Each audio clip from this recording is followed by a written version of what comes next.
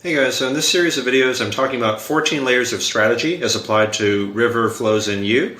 And in general on this channel, hope to empower you guys to advance with maximum efficiency, quality, and independence through strategy. As I've said in other videos in this series, I often talk about layering dozens, even hundreds of layers of strategy and mindset on top of each other in my teaching. We've just arbitrarily chosen 14 layers. They could have been different choices. They could have been in a different order. There's many more layers in this. This is just one extended example of how you can apply these concepts in your playing.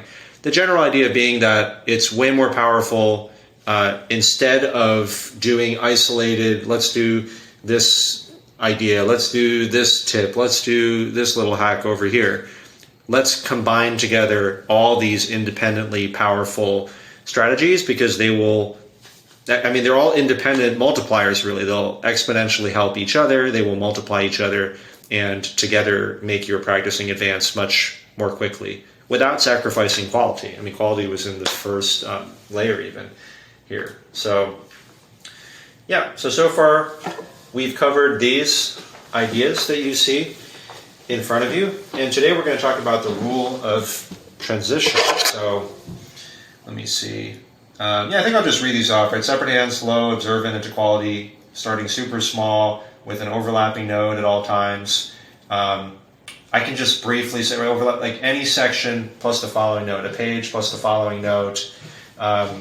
You never want to play a section without including the next one as well too. Have all the fingering plan beforehand, spaced repetition, move on from things and come back, relearn them in order that things enter your long-term memory rather than just doing something over and over again.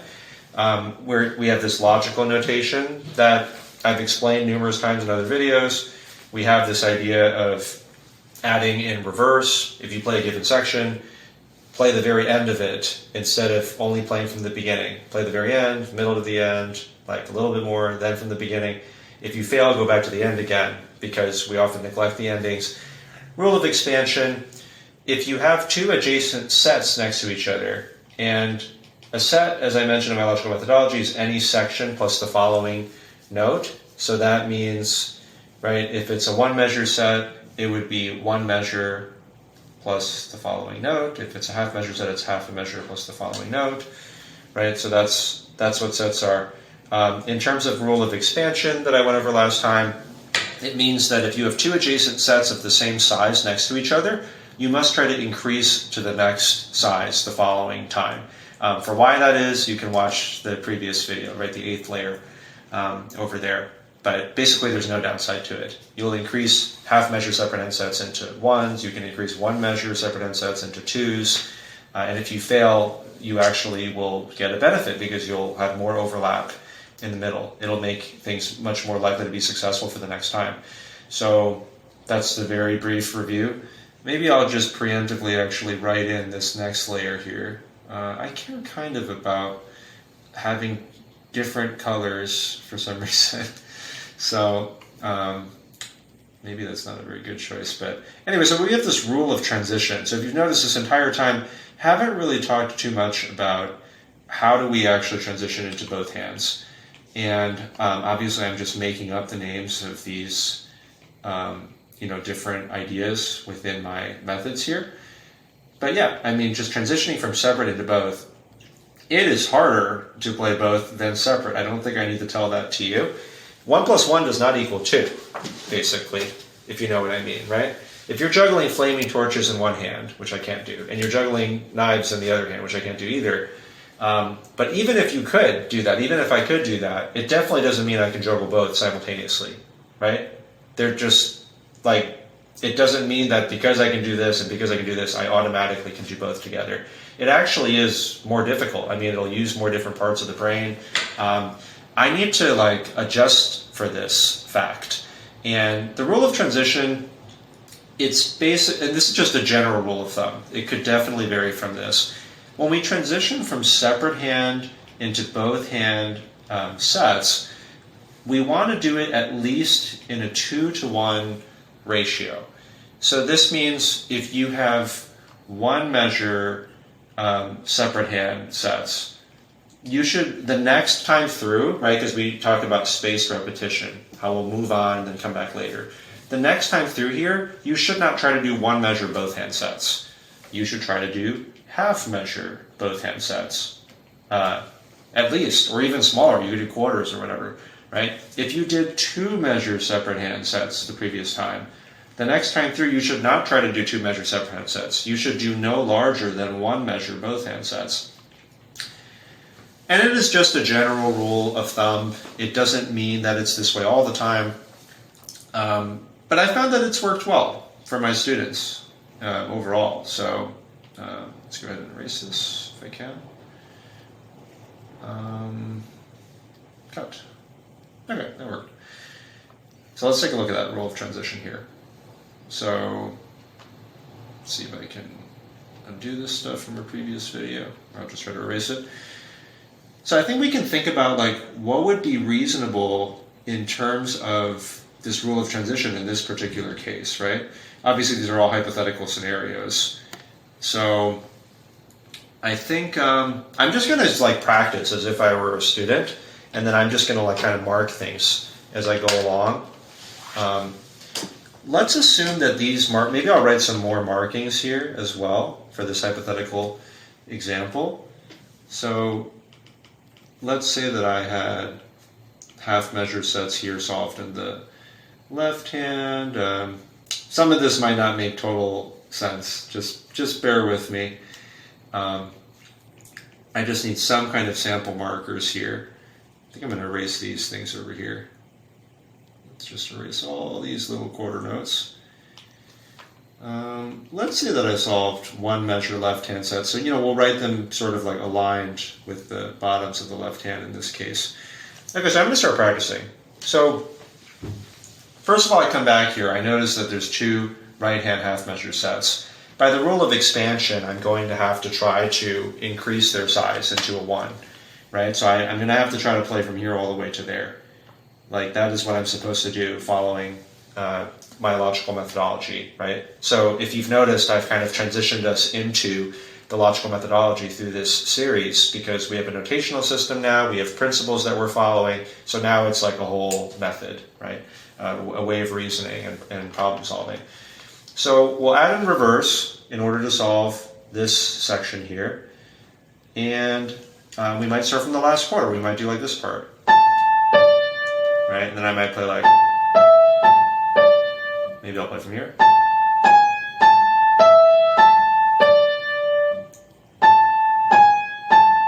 Say I mess up. I should play the last part. Okay.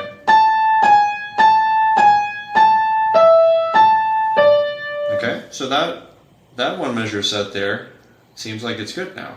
So I'm going to go ahead and update that. So I'm going to erase this. Now I'm going to write a 1 here because I played this right hand 1 measure set correctly. And let's see here.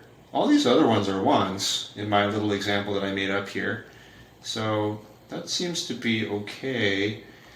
Let's go ahead and solve this left hand one. So left hand we have these 2 half measure sets next to each other. I'm going to go ahead and do a 1 there as well. So that means that maybe I'll play this part first. Right? Okay. Now, most people would probably start from here. I'm going to actually start from here, adding in reverse. Play this F sharp. Let's say, forget this. Maybe I want to practice this part alone again. Now let's go from here again. Okay. So now I'm going to play from the very beginning, right?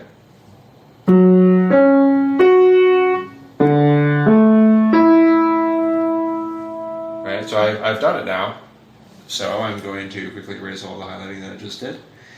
And I'm going to increase these half measure set markers into a 1. So that's kind of the rule of expansion in effect. So now I have all these 1s next to each other, right? And for the sake of time, let's say I continue practicing for a while. So I probably continue practicing like these other like 1s and stuff over here. Maybe I start to do new things on the frontier here. Let's say that I go to this new section here. Let's pretend I know actually how to play these grace notes and everything. It's often useful to block them first. You know, this is just a little aside. You can do like the first 2 notes. You can do the last two notes. This is what's supposed to align here ultimately. But anyway, so maybe I start doing like quarter measure sets here or something. I'm like, okay, that seems good. Mark a quarter there. Maybe I'll do this next part. So I'm holding this A first. It's good to hold, this note's already being tied coming into this area, so I can hold it first and then play the 1, 4, 5. Maybe I mark a quarter over here. Right, so basically I'm doing other work. Some time passes because we want spaced repetition here. We want some time to go by. Now let's go all the way back to the beginning, and now we can use the rule of transition because we want to start practicing both hands. So we have these ones here, separate hands, right? We have this one, we have this one. So by that rule of transition, we want to do at least that 2-to-1 ratio, meaning we'll do no more than half measure sets. Okay, both hands.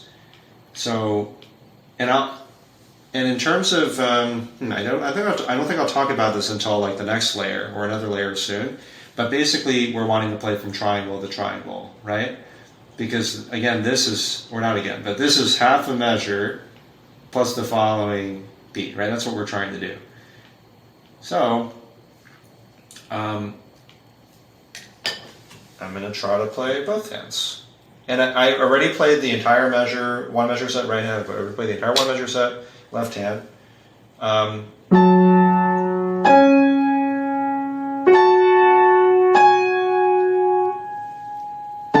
so I might go something like that. Now, maybe it'll get smoother if the student just plays this like a whole bunch of times. Maybe they would be even smarter than this and do separate hands again. Right? So that's that same section, right? Left hand alone. Maybe that'll help. Okay, so at least it got better. So first of all, if one wanted to, one could even call it right there and just say that this is a quarter measure set, that you played correctly from here to here, both hands, right? And that wouldn't be so bad. That would be a way to get the both hands started. If we did that, we could start to erase some of these. This is actually like a 4-to-1 ratio. We started solving the quarters. Then we could do like from here to here. This is what makes it possible for total beginners to learn this piece. I could just play like this right hand part. I could play just this left hand part over here. I could play both. Mark this quarter. So that would be perfectly fine. I could just keep going from there. Now I've started doing both hands. You started practicing these little tiny sections to a high quality. Now, if it were within my ability, normally I would have just moved on here. But let's assume that I could have even solved a half. Another thing that you could do is do adding in reverse, right? You could have done this section on its own.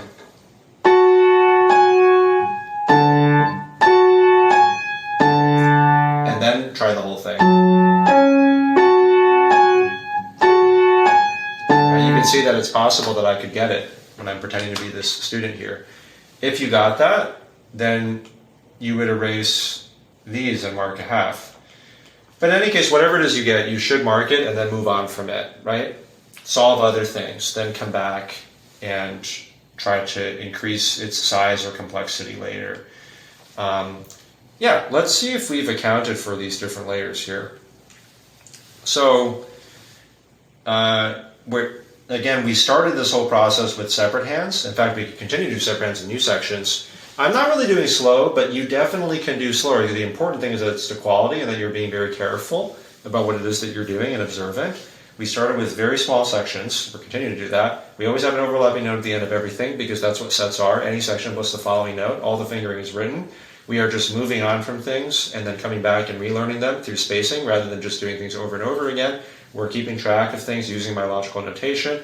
We're using the adding and reverse strategy. You saw that. I also demonstrated both rule of expansion. By the way, and adding and reverse, of course, is just we practice the very ends, then we do from the middle to the end, near the beginning to the end, then the beginning to the end, right? That's what I was showing. Rule of expansion was when you have two halves, you must increase to 1 the following time. 2 ones, you must increase to a 2 the following time. And then the rule of transition is what I just kind of demonstrated. right, about how to transition at least in a 2-to-1 ratio from separate to both hands. So hope that that's helpful. You can kind of see how the methodology is just naturally keeping track, it naturally layers all these different ideas on top of each other without you having to specifically remember all of them. Because after I did it, because this is the first time I've taught it in this way, I was also kind of like, I wonder if we did catch all of them. But we easily did. So if you found that helpful, please like, subscribe, tell people about the channel. Let me know in the comments below what you think, or if you want to see anything else, anything new in addition to this. And yeah, looking forward to covering these remaining 5 layers with you in the weeks to come. So see you guys next time.